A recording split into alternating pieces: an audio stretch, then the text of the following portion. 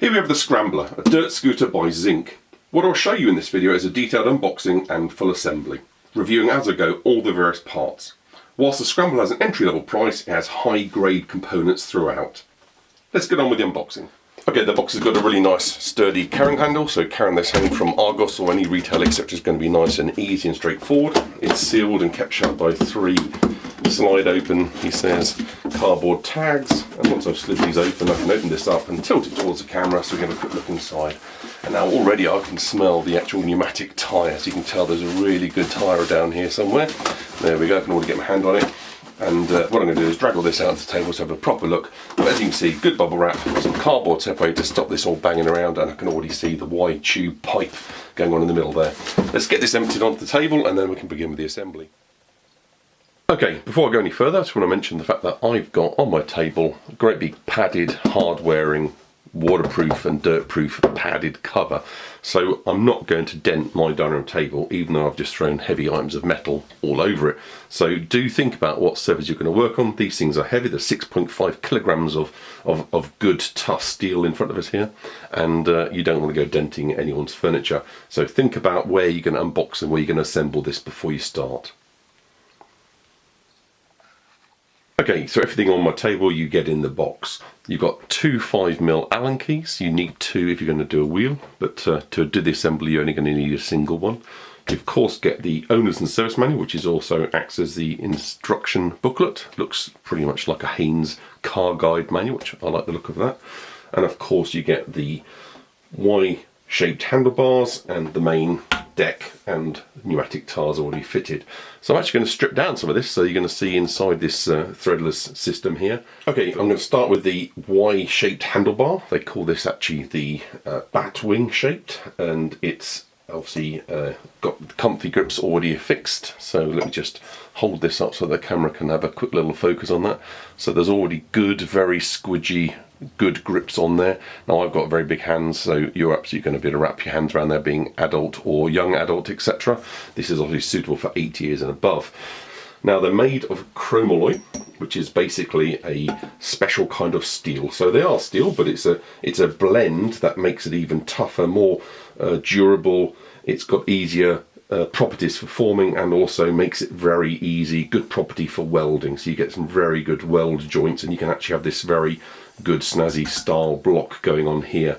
So this chromalloy spec steel is very good, and it's called chromalloy because it's got chromium and molybdenum metal in there. So there's actually special ingredients that makes this better than just your normal standard carbon steel that you get on many other cheaper range items, etc. So this is the kind of top spec stuff you get in good mountain bikes, BMX bikes, etc.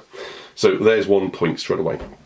Going down the actual pipe itself, you of course come to an aluminium, and they call this of course the triple threadless headset. So you've got a triple clamp, which is what you need to hold the bar onto the actual main Y forks of the actual scooter itself. So these have already been loosely tightened, so you've got to undo these, and of course everything you do needs one of the Allen keys, so you're going to just gingerly undo these or loosen. Now if you're taking it all the way off, which is what I'm going to do, what that's going to do is allow me to actually measure the actual thickness of the steel bar inside the actual tubing. So I'm going to give you, I've got a kind of digital metal caliper set that I'm going to bring into shot in a bit, and I'm going to give you really full details of how they've made this, as best as I can interpret and figure out by my investigations as we do the build. Now obviously you're doing this carefully. I'm undoing them bit by bit, really just to get you in the habit that it's good practice to loosen as you go. Don't unloosen just the one. So there we go, there's my aluminium collar. Now this aluminium collar itself, I'm just going to rest that down here. This is also quite something special. I like the way they've actually done this milled shape recess. So they've also got this really nice kind of deep matte orange paint as one of the colour features of the Scrambler. It's kind of black and orange. It's a kind of muted colour, but it's very similar to kind of a tiger rather than anything more kind of wild or too jazzy, which I quite like. They've milled in 3 nice simple aluminium grooves, which just reveals the fact this is aluminium. But this in itself is obviously a machine milled or routed device. It's CNC, which means basically a computer controlled machine made this. It's made of 601 aluminium, which again is a high-grade aluminium alloy. And it's the kind of thing that's commonly used in aircrafts, both structures, wings, fuselage, etc. So again, it's got magnesium and silicon, so it's not just a block of aluminium, it's a specially milled design. Again, just bring a pair of digital calipers into shot, and I want to just measure this steel here. So what have we got here? We've got ourselves just under 4 mil, so 3.9 mil of steel here. Now this does come all fully assembled, however, it's your responsibility to make sure that this is tightened up. So this is a really important compression joint that holds the front wheel Y fork onto the actual main deck of the actual scooter itself. Now what I'm going to do is not just tighten it up, I'm actually going to undo it so you can see what's underneath here, because I think it makes sense for you to see all that's involved. This is obviously called a threadless headset, and by that I mean you don't have to have these spanners and great big threads going on to hold the forks in place as you used to on old bicycles in my youth. This is by far the preferred and better way of allowing you to control and assemble these kind of scooters, etc. Okay, so just before I pull this off, you also got this compression joint, so this bolt actually goes through to metal that's obviously part of the fork, so let me just show you that very briefly. And I'm going to pull off the bolt, and I've got a great big ring aluminium circle there going on. I'm going to pull that off. I've obviously got this other aluminium ring which is also very textured, and that's a reason because of course the Y forks are going to grip onto that. And then I've got a very tough plastic protecting and covering, so that isn't really doing too much of the job. But I've got myself a really nice kind of C-ring metal washer here, which is a kind of the main component gripping things together. And before you know it, we've now got ourselves the actual front wheel off. So there we go. This is what you get underneath. And obviously this is one piece of metal. And what you want to do is to clamp. So you've got, like I say, you've got your handlebar coming at the top, and you're clamping into and around this main base unit here. So that's the trick of all that. So let's quickly put it all back together. Really straightforward. Just make sure you do it in the right order. Make sure you remember which orientation things were, because the aluminium washer ring that I pulled off actually has a grooved shape. Okay, so it's not just a ring. You can actually see there it's slightly tapered. It's got like a kind of hat shape to it. Put on the collar, and then you can again slide on the grip collar and tighten up the bolt. So again, you're going to need the Allen key. So all you'll do when it comes out of the box, all you need to do is to tighten this. Now I'm obviously spinning it with just my finger at the moment. I'm getting to the point where I now need to hold the fork, and I'm going to tighten this until I feel I've got a good firm tight grip. Now I'm obviously a big bloke, I'm not going to be putting a lot of willy into it. I want this kind of that tight. I can feel that's good and snug. I don't want to force it, I don't want to ruin the threads on here, and nor do I want to balloon or bulge anything. Obviously, to make sure you've done a good job, this should still spin. Obviously you're doing some of the tricks, etc. You want to be able to spin that fully, and you still can, but it's also not so loose that it's spinning freely. It's not a wheel at the end of the day, it's just able to give you the full freedom of flow. Okay, so onto this collar, I'm now going to be fitting the Y bar. And I'm going to just do that. You're not going to quite see the top of the Y bar as I do this, but as you can see, I can now slide this down. It's going to be a good grip, so I've got to be a little bit of shuffling as I do this. Let's just lift the camera up a little bit, because I don't think you can quite see that. There we go. So I've slid the triple clamp up high, and I'm now going to just a little bit of wiggling as I go, and I'm going to slide the collar, slide the handlebar down over the collar, putting a bit of force onto it, but as you go, so you can see and hear, a little bit of effort's required, nothing too much. If you've got this right and it's all nice and loose and it's fitting well, there we go. Now of course you want to straighten up the handlebars with your front wheel, so that's very important to do, so we're going to do that. And then what we're going to do is then of course bring the collar back down, and we're going to be tightening up these three as I explained very carefully. And what I'm going to do is I'm going to zoom in as I do that once I've got the actual handlebars perfectly lined up with the front wheel Y fork here. Okay, a couple of pointers. Obviously the easiest way to line up the handlebars and the wheel is by standing above the scooter, looking down the handlebars and making sure the handlebars are in line with the the wheel forks. But also, and I'm going to zoom right in so you can see this, you'll actually find that those two slits I mentioned earlier, the one on the actual tube and the triple clamp, are now in a line. So let's just get the camera to focus on that. I'm going to turn it just so you can see exactly what I mean. So now you're able to see that the triple clamp is all lined up nicely. This is the slit that was in the actual bar, and you can already see with the shiny light that I've got behind the camera, you can see that coarse, grippy aluminium collar that's underneath all of there. So that's exactly how you want it. Okay, so let's just do the tightening. So as I say, you want to do it bit by bit. You want to just get your Allen key, go around a few turns on each one. Now, if it's really loose like I've got it, you can actually turn it holding the Allen key lengthways until it gets to finger tight. And what I mean finger tight is if you can turn it, if you can't turn it more lengthways, then you're absolutely at the right kind of point to start. So this is really just spin, spin, spin, spin, spin. Very little actual force going on there at all. All I'm doing is actually moving each of those threads down. So now I've got a bit of tension on each of the three. I'm going to just pick one. I'm going to pick the middle one.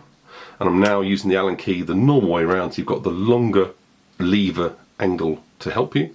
And I'm now going to tighten each in turn so I can feel now the force I'm applying. Obviously with the mechanical advantage of the long lever, be very careful you don't over thread these. You're all going to be super people with the long mechanical advantage that you're given with these very long Allen keys. I think ZINC have supplied some quite good tools here. So again, I'm going back to the top one and I'm feeling the grip as it goes. So I'm doing again 1/2 180-degree revolution on each one. Can't quite see what I'm doing as I'm doing it on for the camera. Apologies if I seem to be fumbling here. And again, I'm now calling this getting towards hand tight. So I'm now going to be doing not quite 180 degrees. I'm now feeling and listening. Okay, I actually did get another full twist out of that one. Feels a little bit harder as I'm going up the collar, and that's probably because of the actual shaped slit on the steel. No, I've got another good full 180 degrees out of that one. And the top one, however, I'm already saying that's hand tight, so that one I think is done. We're going to get very close, I think, on the next two. Let's just do another feeling how we go. I'd say that's about the same kind of hand tight grip as the top one and the final middle one. And there's a little bit more in this one, so I obviously hadn't quite tightened it up as far as the others before I started. There's a little bit more, there we go. Back to the bottom, do a quick check, and even a little bit of play. So they're now all three really well bitten in and gripped without being excessive. And what I'd say there, I've now assembled and completed the scooter. I'm going to zoom up, put it upright, sorry, and zoom out so you can see the whole thing. Okay, there it is standing up, fully assembled. Now I've got my trusty tape measure and I've been measuring the dimensions just to give you an absolute real assembled height. So top of handlebar to bottom wheel, you've got 98 centimetres. It's 52 centimetres from handlebar tip to handlebar tip from the grips themselves. We've got an 86 centimetre total length from front wheel to rear wheel. And the actual board here itself, the actual plate, is 12.5 centimetres wide and 35 centimetres from this point here, right at the front of the kick plate, to the very rear part where the brake is. And we're going to go into more details and close up as we go through and continue our review, but I just wanted to give you some main dimensions. Okay, so the actual tyres themselves, let's zoom in on the tyres. I've also got on my caliper the ability to do tread, so I'm going to just measure the actual tread, and we're going to zoom right in on the wheel. It's been already pre-mounted, so the steel rod that goes through the wheel and the bearing in the middle of this nylon wheel itself. The tyre has got a good grip tread. Using my feeler gauge on my calipers, I'm going to just quickly check the depth, and I'm getting about just shy of 3 millimeters, so that's 2.99 millimeters. Let's give it 3, and all in all, very good kind of for off-road. And I'm sure you can get different tyres and including different wheels. So this is a good solid nylon, but absolutely you're going to be able to buy upgrades in the future if you want to, both for the tyres and the wheels. Okay, so the rear brake itself is steel, so let's just twang that quite nicely. And I've angled this so you can see the underside as well of the actual main plate. I'm going to zoom in a little bit. And what we can just see here, if I shine another torch, I'm going to point with my finger here, you can also see inside here. So the actual construction of the actual scooter itself has got a kind of metal ridge bar going down the length of the middle, giving it additional strength and stability. So that's an important point to note. Okay, whilst we zoom right in, I'm going to just read off what the tyre says on the side here. So it says max inflate to 35 psi, which is pounds per square inch, or 2.5 bar. Okay, so these are 200 millimeters across, 50 millimeters deep. So these are classic mountain board tyres. So although mountain boards range their wheel sizes between 8 inches and 13 inches, 8 inches being this 200 millimeters, typically the 8-inch wheel is the one that's become the choice, especially for freestyling, and very much the origins of this kind of wheel style is part of the mountain board kind of heritage. So okay, you can see the steel brake here. I've actually checked inside. I can see the steel brake itself has an inch or more worth of steel that goes inside, internal to the actual base plate here, and again is fixed internally by 2 rather well hidden bolts and screw threads. So that's well bolted in place and is not just a couple of rivets and not just a little spot weld. So this steel has been properly bolted in place. Obviously you've got to be careful when you're using the brake, because of course you're wearing and running on the tyre itself, but when you want to stop, you need to stop. Okay, so going on to the shape here of the base, as you can see, you've got this really nice ridge on the edge here. So this is nicely proud on both sides and is absolutely perfect. So not only have you got the internal strength, but you've got the side ridges, which are perfect for when you're doing the grinding kind of moves and you're putting a lot of the force and weight onto the actual bottom of the actual board itself. Okay, so we're getting close to the end now, and what I just want to do is just point out the last few points. So obviously we've got here a very good grippy, it's a printed stuck-on grip sticker onto the actual base plate, so that's really well stuck on. I've actually tried attacking it with my nail and it's not coming off. Obviously these things feel a little bit like metal sandpaper, but they're absolutely replaceable, and it's the kind of thing that you really need a bit of grip on with your trainers, etc. in the out and about. Now I'm going to put on the table a pair of size 9 trainers. Now I've actually got size 13, so mine aren't going to be very representative of the kind of user. So although this is 8+, but with a weight range of 100 kilograms, that's like 15.5 stone, you can get some quite seriously large sized young adults on this. So I'm going to bring in a pair of young adults trainers. So these are size 9, European size 43. So as you can see, toe to heel easy. If I were to put 2 pairs on there, as you do, that's dead easy as well. So as you can see, plenty of room there for larger feet. I'm going to bring my size 13s in just for a laugh. In fact, I'll just bring one in probably. So that's a size 13 shoe. That's my outdoor walking boot, by the way. Sorry, it's all covered in mud. And even I could, however, I'm not going to be totally open about my weight now. Even I could get on this and easily fit and balance myself on there, no problem at all. Okay, so these things are made far tougher than that, so that is the user weight, but the reason they have to be much stronger is, of course, if you're doing jumps and tricks and grinding, etc., or even just using the back brake and doing bunny hops, you are going to be applying a lot of weight to a lot of weight and forces to some very small points. When you're grinding, of course, a lot of weight goes onto just 1 or 2 points on the bottom of this actual dirt scooter, and actually it can take the forces it can take. The way that ZINC work is they actually make sure that the thing can take a metric ton of force.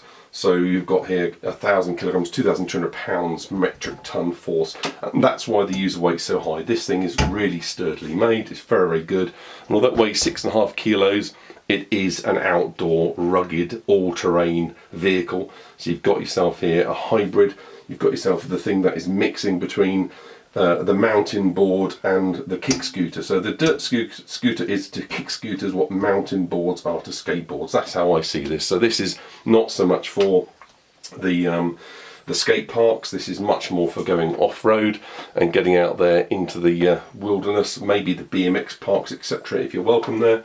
But it's certainly for getting on the grass, on the gravel, mud, and getting this thing dirty along with yourself. So I think you're going to have a great deal of fun with one of these. And all the features that I've talked about here hopefully give you a kind of feeling for both the ability to assemble this to make sure you're good to go. You've also got to make sure these are all tight and ready for you to go. Make sure your wheels are at the right pounds per square inch. Again, you can use a foot pump or a bicycle pump, but don't go and be tempted to go to a car garage, because these are at the end of the day only 35 psi, and you don't want to damage your tyres too early on. So I think what you can see here is a very sturdy, well-made unit by ZINC. This is, as of March 2014, their first dirt scooter in the UK. It's a really good introduction, very good design, incredibly sturdy, very strongly made unit. Has a very similar styling to some other leading brands, and although this is an entry price, this is about £130 in Argos. For this version with the nylon rims. There are going to be pro versions coming out with aluminium and different rods and tyres, etc. But for this version that you're seeing right here, only £130. So if you want to be able to leave the skate parks and the tarmac, this Scrambler dirt scooter lets you do that. Thank you for watching. Please feel free to like, subscribe and comment.